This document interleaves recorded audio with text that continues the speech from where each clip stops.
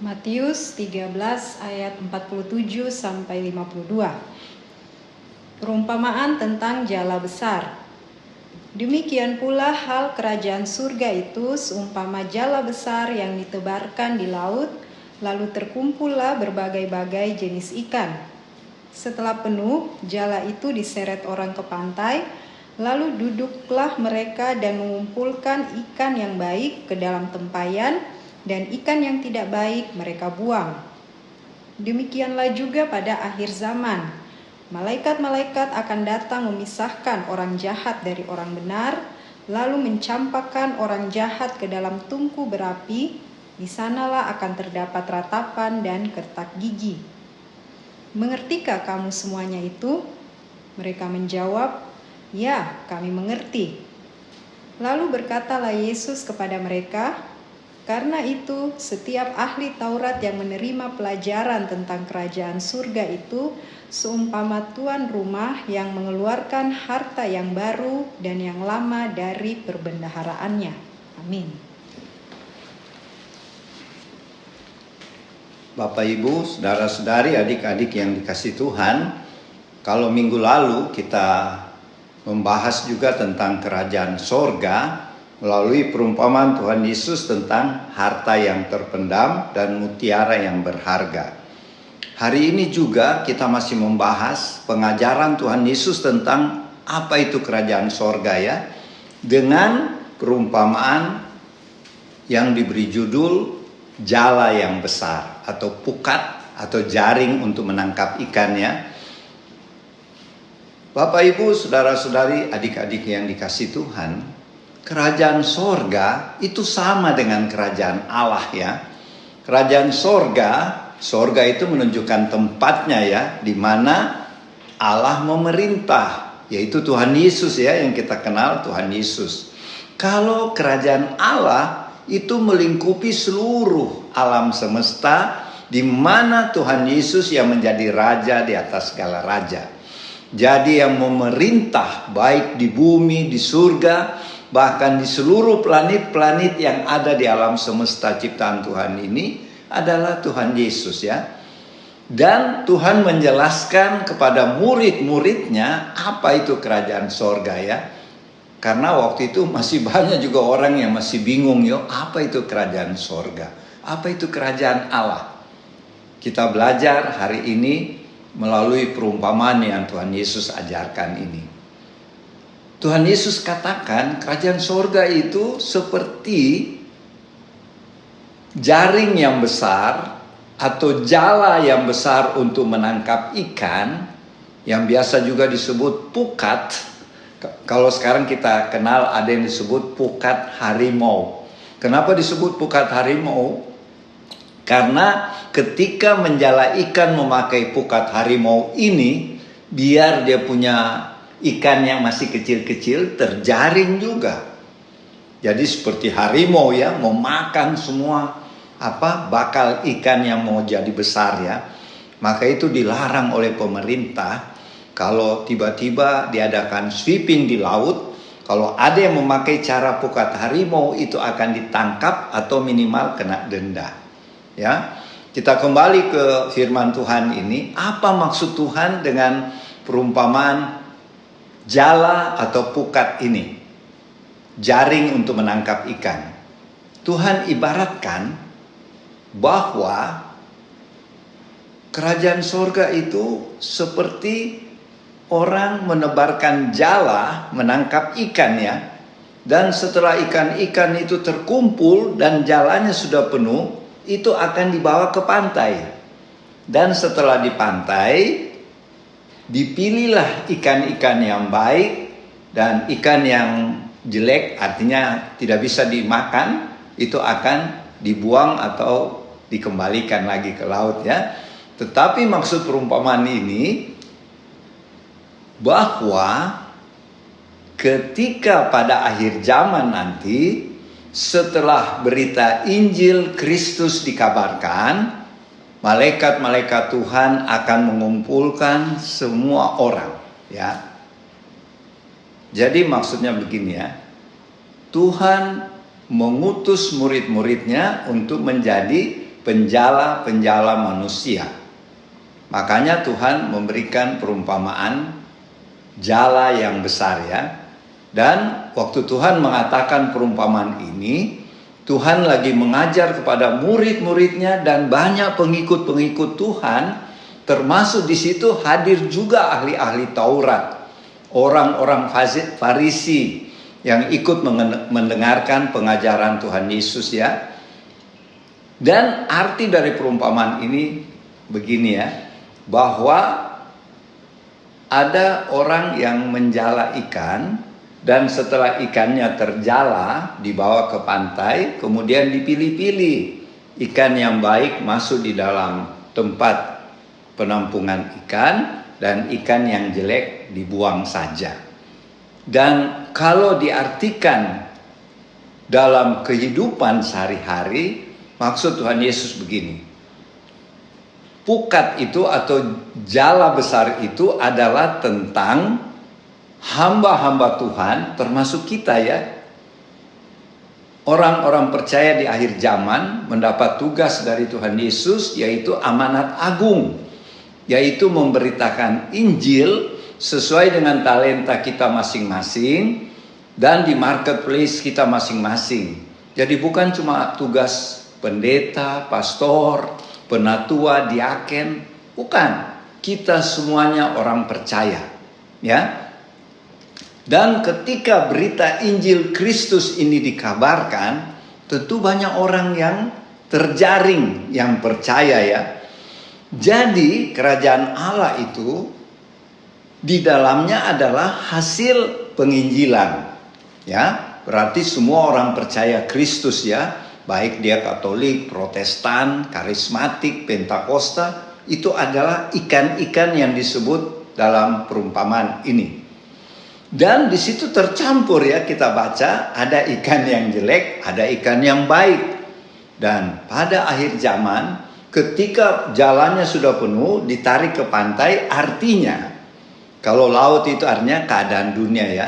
Dan ketika dibawa ke pantai, itu berarti pada hari Tuhan atau akhir zaman, pada hari kiamat, pada waktu penghakiman terakhir.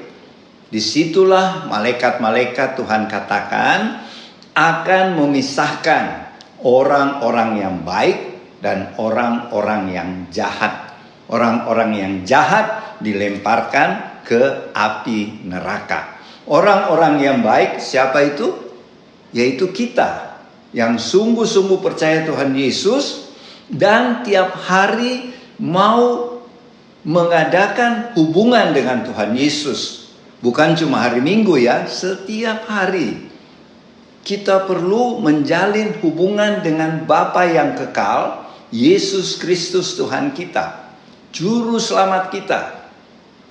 Dan sebenarnya dia tidak jauh-jauh ya, dia ada di dalam kita juga, yaitu Roh Kudus. Roh Kudus itu rohnya Tuhan Yesus ya. Jadi marilah dari pemberitaan firman Tuhan hari ini, kita dihimbau untuk tetap menjalin hubungan yang baik, yang intim, yang akrab dengan Tuhan Yesus, supaya kehidupan kita benar-benar kudus, benar, dan kita rajin untuk bersaksi dan melayani Tuhan sesuai talenta kita masing-masing. Mungkin kita sebagai guru, kita sebagai tentara, sebagai polisi, atau sebagai pedagang, pebisnis, apapun keberadaan kita, kita bisa menjalankan tugas amanat agung ini, yaitu sebagai penjala ya manusia, yaitu jaring yang besar yang dikatakan dalam perumpamaan ini. Dan pada akhir zaman nanti, ketika semuanya dipanggil, malaikat Tuhan akan memisahkan. Ini yang sungguh-sungguh percaya Tuhan Yesus. Dia tidak pernah meninggalkan kasihnya yang mula-mula. Dia hidup tidak suam-suam kuku. Jadi dia sungguh-sungguh percaya Tuhan dengan roh yang menyala-nyala, dengan rajin dan taat untuk berdoa setiap hari, membaca firman Tuhan dan melakukannya. Maka pada akhir zaman, pada hari kiamat nanti, berbahagialah kita Karena kita akan Tuhan masukkan ke dalam kerajaan sorga. Tetapi kalau kita masuk dalam kategori ikan yang rusak, ikan yang busuk, artinya kita sebagai pengikut Tuhan yang setengah-setengah ya, yang suam-suam kuku, yang sudah meninggalkan kasih mula-mula, yang kelihatannya rajin beribadah ya, tapi tidak sungguh-sungguh, cuma seperti ritual saja. Ritual itu penting, tetapi kita harus lakukan dengan kesungguhan hati, dengan tulus hati, dan dengan sepenuh jiwa. Maka percayalah, malaikat-malaikat Tuhan akan mengkategorikan kita masuk ke dalam kerajaan sorga. Jadi marilah Bapak Ibu, saudara-saudari, adik-adik yang dikasih Tuhan, dengan perumpamaan Tuhan Yesus tentang jala yang besar ini, kita sungguh-sungguh hidup di dalam kebenaran, kekudusan, dengan cara kita hidup dipimpin oleh Roh Kudus yang ada dalam kita, dan taat pada perintah firman Tuhan yang kita baca setiap hari, kita renungkan dan kita lakukan. Inilah maksud tujuan dari perumpamaan ini. Semoga satu saat nanti kita akan bertemu di sorga pada waktunya nanti dengan hati yang penuh sukacita, bertemu dengan Tuhan dan Juru Selamat kita, Yesus Kristus, Raja di atas segala raja. Demikianlah firman Tuhan hari ini. Nanti Oma Palar yang akan lebih melengkapinya. Tuhan Yesus memberkati. Selamat siang teman-teman, Bapak Ibu, saudara-saudari di rumah. Kita jumpa lagi. Siang ini saya tadi apa yang Opa bawakan, saya menambah sedikit dan melengkapinya. Mengenai Matius 13. Bagaimana Tuhan menerangkan hal kerajaan sorga. Kerajaan sorga adalah suatu tempat yang dikuasai oleh Tuhan Yesus. Perumpamaan yang kita baca ini ada dua kelompok. Yang pertama adalah kelompok Tuhan Yesus dengan pengikutnya. Yang kedua adalah ada pengikut tapi ada juga bukan pengikut. Dari pembacaan ini kita melihat, merenungkan di situ. Ada tugas dalam harap kita pengertian kita mengenai bagaimana seumpama hal kerajaan sorga. Saya merenungkan kerajaan sorga. Saya tidak melihat kerajaan sorga di dalam satu hal yang mau katakan satu ruangan, satu hal yang lain, tapi kita melihat dari luar. Ya, saya membaca, saya merenungkan dalam kerajaan sorga yang Tuhan umpamakan itu dengan dengan penjelasan yang ada. Kita harus mengerti dulu yang Tuhan terangkan itu sebenarnya kita ada di situ. Ya. Yang Tuhan terangkan ini kita bekerja. Jadi hal kerajaan sorga, saya membaca dari atas, kerajaan sorga itu ada pekerjaan. Ada hal yang kita harus kerjakan untuk menampakkan kerajaan sorga itu lebih dulu yang kita harus mengerti. Bagaimana kita mau menampakkan kerajaan sorga tapi kita tidak mengerti. Kita katakan kita boleh hanya mengatakan itu pengetahuan saja. Memang bisa. Saya katakan itu bisa. Tetapi apa yang Tuhan umpamakan ini, pengertian saya lebih dalam. Kita harus ada di dalam. Kita harus mengerti apa kerajaan sorga dan kita harus masuk di dalam pengertian itu di dalam, baru kita mengerti. Kalau kita hanya melihat hanya pengetahuan, kalau saya renungkan sangat terbatas dan punya hal yang tidak meluas. Karena kita sebagai manusia tahu kerajaan sorga kerajaan yang betul-betul indah. Tapi apa yang Tuhan umpamakan ini, kita terlibat ada di dalamnya. Jadi kita harus tahu dan kita harus nikmati dulu kerajaan sorganya. Itu tantangan pertama. Kita tidak bisa menjelaskan kerajaan sorga lebih dalam kalau kita tidak mengetahui. Jadi untuk langkah ini kita harus ada di dalam. Baru banyak hal yang kita bisa kita mengerti. Dan waktu Tuhan katakan perumpamaan ini, ya, tidak dalam hal kita di luar. Kita harus masuk dalam, karena yang Tuhan katakan kerajaan sorga itu seumpama pukat, ya. Semua itu disediakan oleh Tuhan. Dan kita juga kita mengerti pukat dan ikan, ya, dan akhirnya pukat itu menangkap dan kita murid-muridnya, atau di sini katakan pengertian datang mengambil pukat itu penuh dan memisahkan. Kita harus mengerti dulu kerajaan sorga, dan lebih radikal kita harus ada di dalam. Bagaimana kita menerangkan enaknya kerajaan surga kalau kita tidak nikmati? Bagaimana enaknya pekerjaan itu? Ya, kita hanya pesuruh. Kalau saya tidak masuk di dalam perenungan saya, kita harus ada di dalam, baru kita mengerti. Saya tidak menjelaskan isi pengertian. Saya percaya Bapak Ibu sudah tahu karena tadi Opa sudah katakan itu, ya. Yang menjadi pertanyaan yang untuk menjadi tantangan saya sekarang, kerajaan sorga itu hanya menerangkan sebagai pengetahuan. Kalau mau dipraktekkan, kita mengetahui dan kita terangkan. Kalau saya itu bisa, tapi lebih indah saya ulang lagi kalau kita ada di dalam. Karena di perumpamaan ini kita yang bekerja, ya, bukan orang lain. Jadi di sini terbentuk hubungan yang mendalam ada antara Tuhan dan pengikutnya. Pengikut Tuhan banyak. Ada sebagai pekerja. Saya tidak kupas sampai di situ. Itu dalam, ya. Bukan dalam tapi panjang. Ada rasul, ada, ya, banyak di situ. Tapi bagaimana status itu kita punya dulu. Kalau kita sudah ada di situ dan Tuhan katakan jala itu sudah penuh, baru kita bisa memisahkan mana ikan yang baik dan tidak baik. Yang baik menurut Tuhan, bukan menurut dunia. Yang tidak baik menurut Tuhan, bukan menurut dunia. Itu harus kita punya pengetahuan itu, ya. Mari kita berpikir, merenungkan lebih dalam.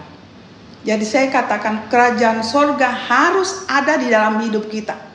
Itu tantangan yang paling tertantang. Bagaimana kita jadikan hidup kita adalah kerajaan sorga, ya. Yang minggu lalu saya sudah katakan, saya renungkan, kerajaan sorga bukan di sorga yang sebenarnya. Itu kita hasil daripada apa yang kita perjuangkan. Kerajaan sorga itu kita hasilnya kita nikmati. Membuat kerajaan sorga di dalam hidup kita dan orang lain mengenal kerajaan sorga itu di bumi. Karena apa yang Tuhan katakan itu perumpamaan ini semua di bumi, bukan di kerajaan sorga yang sebenarnya, bukan. Jadi bayangan kerajaan sorga itu sudah ada di bumi. Siapa yang lakukan? Kita sendiri. Sebagai pengikutnya, sebagai murid-muridnya, ya. Mari kita belajar dengan Tuhan. Status kita setelah ada di dalam, status kita apa? Tuhan yang akan berbicara. Apakah kita bisa menjala dan bisa melihat mana ikan yang benar, yang baik dan tidak? Apakah kita yang menjadi pukatnya? Bisa. Kalau untuk saya renungkan, bisa.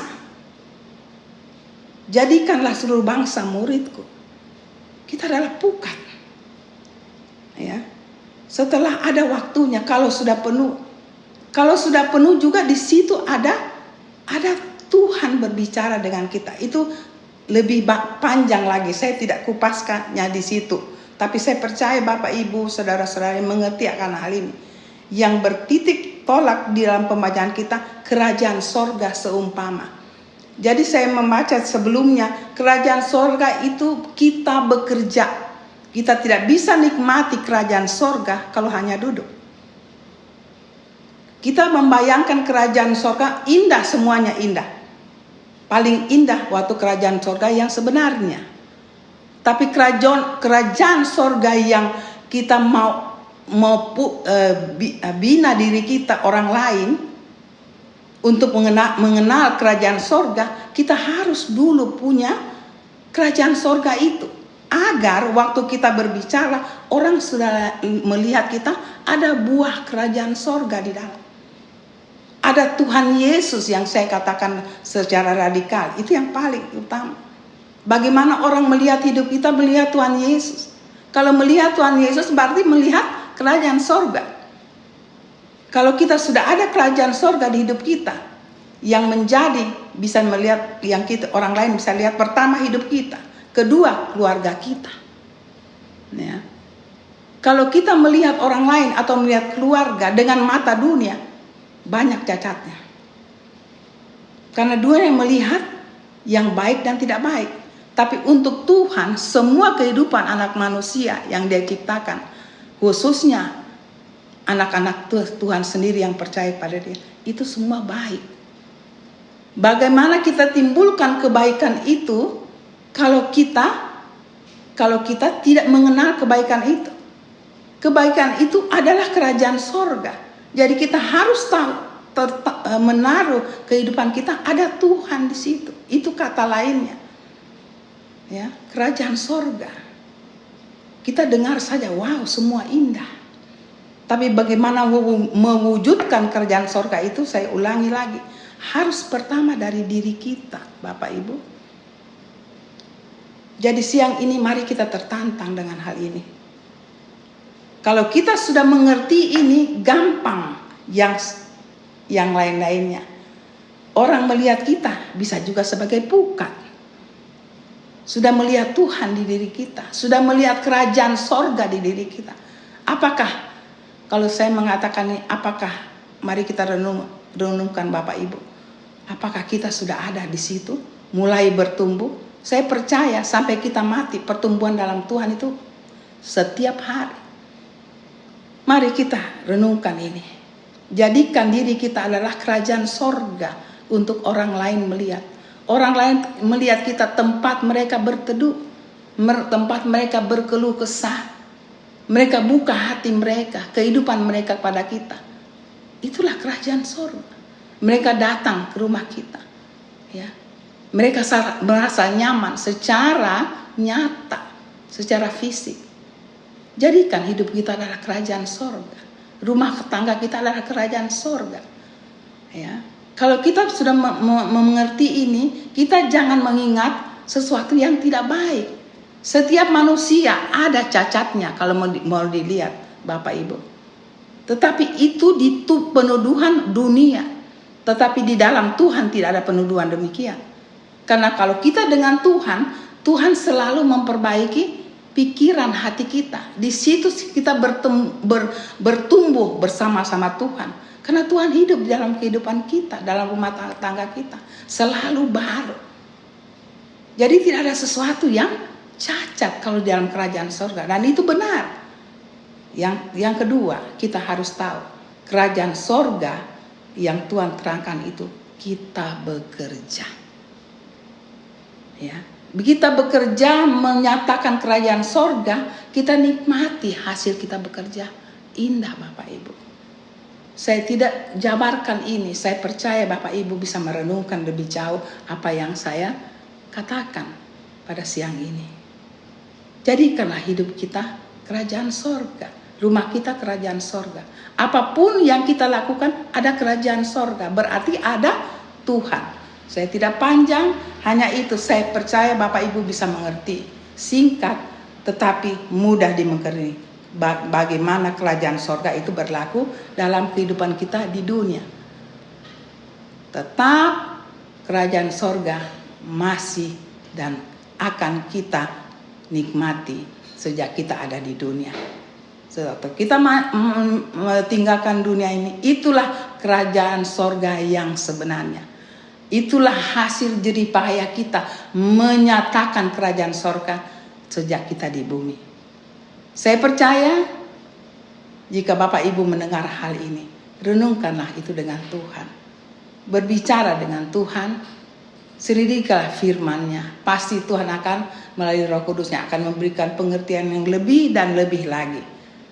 Jadi mari kita bekerja di pekerjaan Tuhan selama kita ada di dunia ini, kita dinikmati kerajaan surga bersama Tuhan, ya. Tuhan memberkati, kiranya apa yang dibawa ini menjadi berkat bagi Bapak Ibu di rumah. Hanya itu yang saya bisa singkat. Kiranya saya berdoa Roh Kudus akan memberikan pengertian lebih lagi dari apa yang saya terangkan. Terima kasih, Maranatha, sampai kita bertemu lagi di minggu depan. Amin.